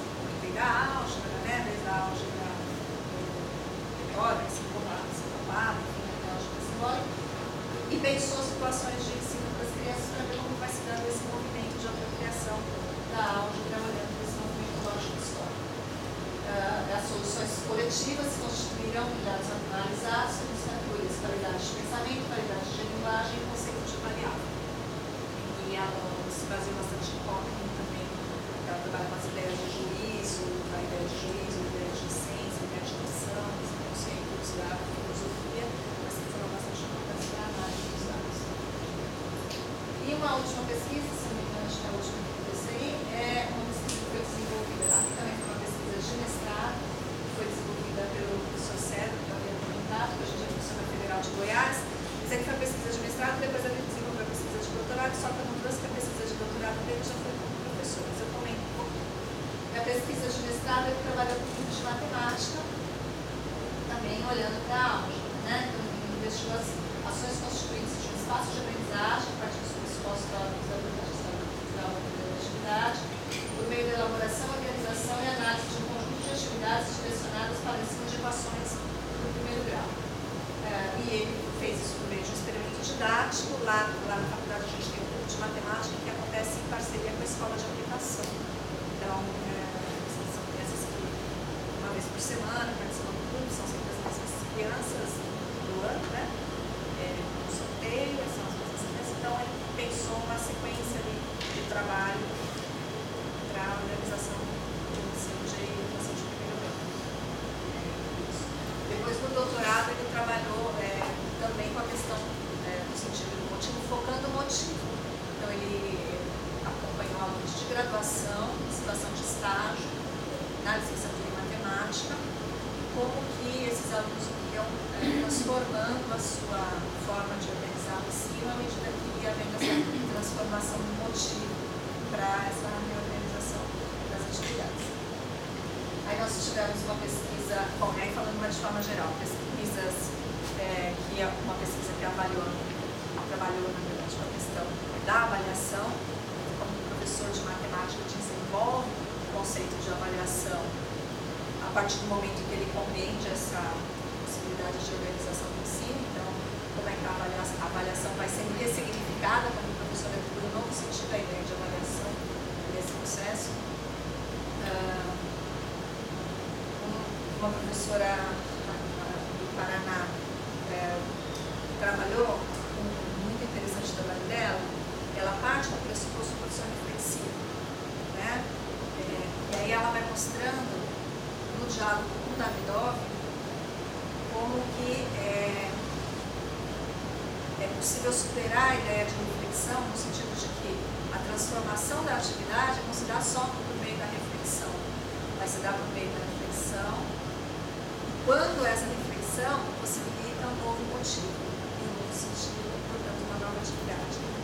O que ela conclui, né, é que a reflexão pela reflexão dificilmente transforma a prática, né? Também já tem pesquisadores dizendo que é uma deformação da compreensão de professor reflexivo, né? Que teria sido essa a proposta, mas muito do Brasil se envolveu nessa perspectiva de que concorda o professor refletir sobre a ação, né? Refletir sobre a prática, refletir na ação, sobre a ação. E aí o que ela diz, olha, ok, né? Mas eu preciso que essa reflexão me possibilite uma nova planificação de ações, e essa nova planificação de ações eu estabeleço uma síntese, e aí nesse processo tem a definição de motivo e sentido. Né? Então acho que é isso que nós temos trabalhado de forma mais geral, como eu falei para vocês, aquela pesquisa que a gente fez levantando as teses e dissertações na formação de professores de matemática apontam para a questão do sentido, bastante prevalência. Agora, uma coisa que nos chamou a atenção é que, embora algumas pesquisas, que nós pegamos o resumo e fomos olhar as pesquisas, né? Então, embora algumas pesquisas falem, que são pautadas no teoria histórico-cultural, na teoria da atividade, quando a gente folheia a pesquisa, tem muito pouco mesmo da fundamentação teórica. E aí é uma coisa que acaba até sendo preocupante, porque também, como que uma perspectiva teórica com essa densidade, né, parte de uma compreensão de mundo, parte de uma compreensão de constituição de gente, né, de humano, como que ela pode ser higienizada, no sentido de que eu olho só para o instrumento, né, eu olho só para, agora eu vou dizer se é ação, se é atividade, se é instrumento, mas eu não vejo ali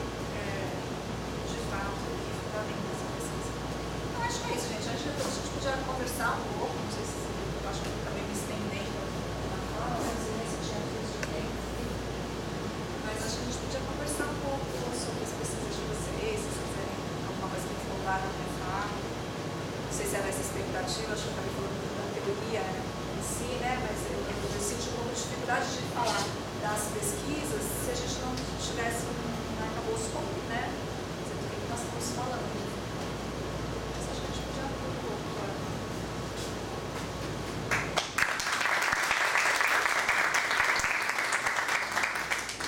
Bom, agradecemos, né? Agradecemos a professora pela palestra, mas abrimos para perguntas. Quem tiver interesse de esclarecer suas dúvidas, conversar, né?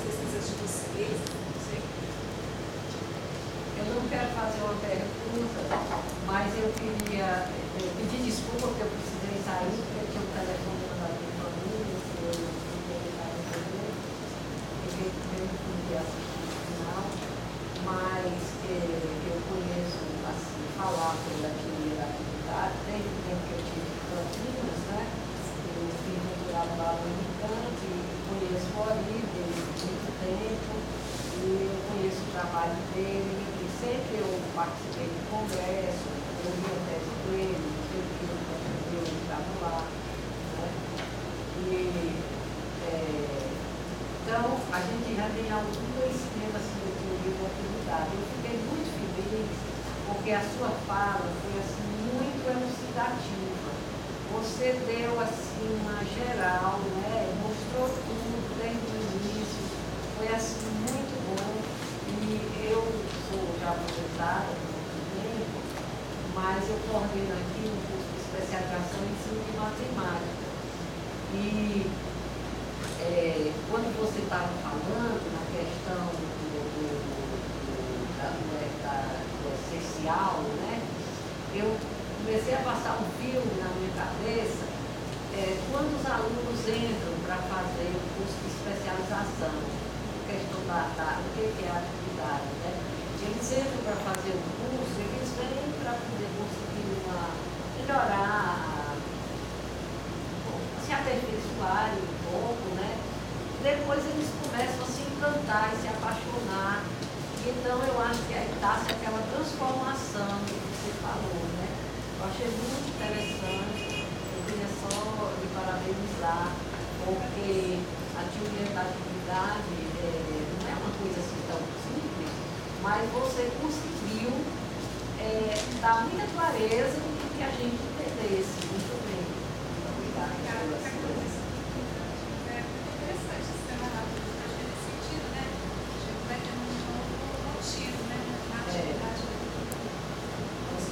O Ari é uma pessoa muito querida, eu fui colega da Regina, ela foi minha colega do doutorado. E ela foi minha colega que é a primeira que defendeu a tese e ela participou da minha banda. Na verdade, eu só falo, eu tinha comentado com alguns amigos, com professores também, é ameaçador, né? A gente tem falarmos vinculado a uma vida do Uri, porque o Uri é muito especial, né? O Uri é muito especial, a gente tem um percurso aí na educação matemática muito grande, muita experiência, né? E é um educador no sentido que Você é do grupo. eu sou, eu tive a felicidade de ser brincando dele. Vamos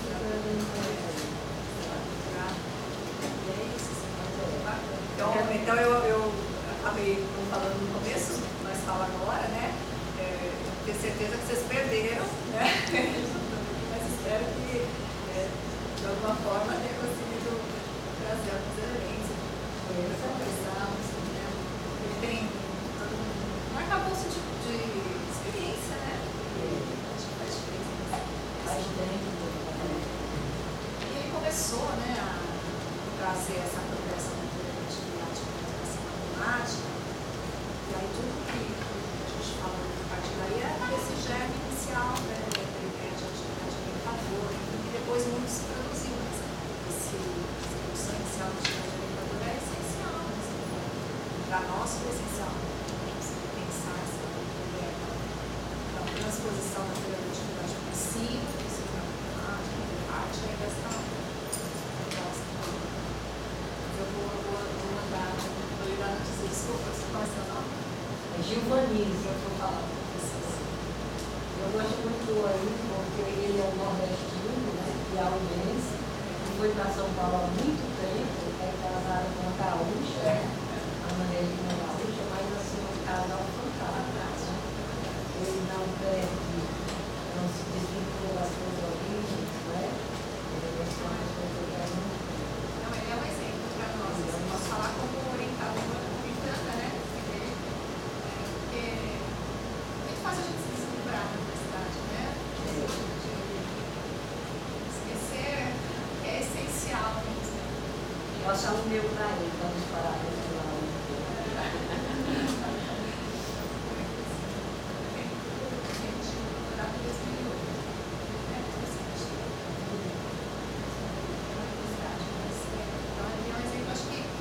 Teoricamente, claro, né? Mas mais no sentido de uma pessoa que ele é, né? Ele consegue garantir essa eu agradeço. Mas essa professora que dá aula esse curso de pedagogia, né, inclusive trouxe alguns alunos hoje que fazem esse curso de metodologia do ensino fundamental, mas com metodologia de ensino mesmo, que o tema que ensino matemática eu achei ótimo que tenha sido prolongado um pouco mais na questão. Na parte teórica, porque a gente vai ver de voz logo em seguida. Né? Então, acho que já foi uma boa introdução e eu estava trabalhando com eles a questão do método dialético, né? Dentro da perspectiva inicial ou da perspectiva tradicional. E você, no comecinho da sua fala um pouco sobre a questão da lógica dialética de onde parte essa perspectiva. Né? E a lógica dialética, por alguns autores, né, como por exemplo, o Anastasia, vem fazer uma defesa desse método dialético partindo dessa lógica. Né? Vai da síntese à síntese. E a gente pode fazer alguma relação direta dessas etapas da organização, da teoria, da atividade, da essa organização em si, uma teoria da atividade, com essa perspectiva do método dialético, partindo da síntese. Como é que seria essa relação? Na verdade, a gente não tem feito diretamente com a questão da lógica dialética, mas com o método, sim. Na verdade, esse tem sido um desafio atual, porque a gente está produzindo diferentes pesquisas e as pesquisas foram construindo metodologias que não se vinculavam a essa forma tradicional de organização da pesquisa, né? Então, estabelecer metodologia, fazer diferencial e desenvolver análise, né? Isso acabava sendo sempre questionado no mas qual que é a metodologia? Pesquisa qualitativa ou quantitativa, né? Como é que se dá isso? Qual que é o método desse significado? Então a gente tinha uma cobrança, e tem ainda muitas vezes, de taxarmos as pesquisas que nós vamos desenvolver com os referenciais de metodologia que são utilizados. Então nós estamos nesse momento do grupo de tentar explicitar o que tem sido a metodologia. Não é simples, então a gente tem isso próprio, porque a gente está com isso em mente. O que a gente tem percebido é assim, um princípio que tem sido utilizado é a ideia de tentar observar o fenômeno mesmo em movimento. Então, em geral, são pesquisas longitudinais, são pesquisas que acompanham um grupo, um sujeito, ou seja, estudantes, professores que acompanham uma proposta e tenta identificar o movimento mesmo de apropriação desse sujeito, ou seja, do objeto da pesquisa. Então, acho que esse é um princípio, né? É olhar para esse objeto em movimento. Isso é um primeiro princípio. Outro tem sido tentar construir categorias de análise. Também faltava aí na perspectiva de Vygotsky, olhar atividades de análise que nos permitam olhar para esse fenômeno. O professor Moura propôs um conceito que é o conceito de episódio, né? Também tem sido utilizado em muitos trabalhos. Então, é como que nesse processo você identifica momentos que são momentos que explicitam essa transformação, ou de aplicação, de motivo, de sentido. E aí, para essa ideia de episódio, a gente se apoia no Caraça, quando ele fala do isolado. Né? Então, ele vai falar que um fenômeno isolado, ele é aquilo que nos permite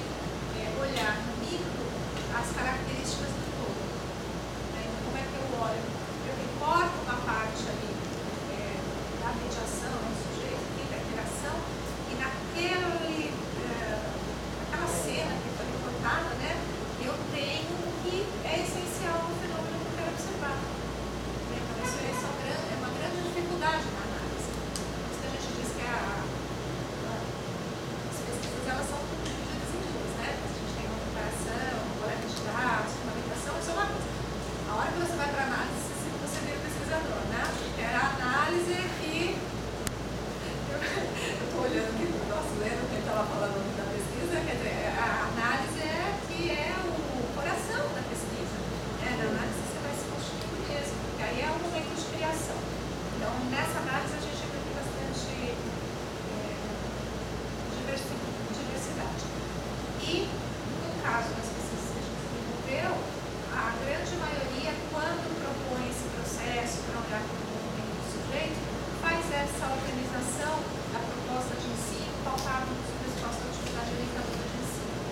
Né? Então, olha o projeto, tem um foco, mas pensando no movimento lógico histórico, na possibilidade de colocar o sujeito em atividade a partir de uma necessidade, de propiciar a situação de interação, onde os sujeitos possam simplificar suas ações, atribuir novos sentidos, então isso nessa linha, né? Mas a gente está nesse momento de olhar isso. Agora, uma coisa que chama a atenção, que talvez seja interessante, que eu falei para vocês desse levantamento que nós fizemos das pesquisas, né? Muitas pesquisas até falam desse referencial teórico, mas na análise não dialogam com ele. E isso é um grande desafio, né? Porque se a gente, eu olhando para as pesquisas do GEPAP, né? Do grupo que nós participamos, se o desafio é apropriar-se desse método histórico-dialético, então esse método ele tem que estar presente também na pesquisa. E aí não dá para simplesmente ter uma parte de fundamentação e uma parte de análise, né? Porque na análise eu dialogo com isso. Isso é bastante desafiador. É muito bonito depois que aparece, mas é muito desafiador, porque no dado, você olhar para o dado, buscar o seu problema, trazer a categoria, né, da teoria que te permite olhar para aquele dado, é bem complexo. Mas tem sido um pouco nessa linha. Não sei se eu respondi isso para mim. Obrigada. A gente perguntar como é que está sendo assim, o impacto dessa teoria lá no curso que vocês de licenciatura em matemática. De modo geral, ela tem influenciado o curso lá, a formação dos alunos em matemática, lá, ou está ficando mais, assim, ela está ficando restrita só aos momentos de estudo do grupo, assim, atingindo o pouco. Tem atingido o curso que vocês Então, na verdade, o que a gente acaba tendo, a gente tem alunos, né, que começam a participar do grupo, que se interessam na pesquisa, pensam nos cursos, tanto na licenciatura, porque lá na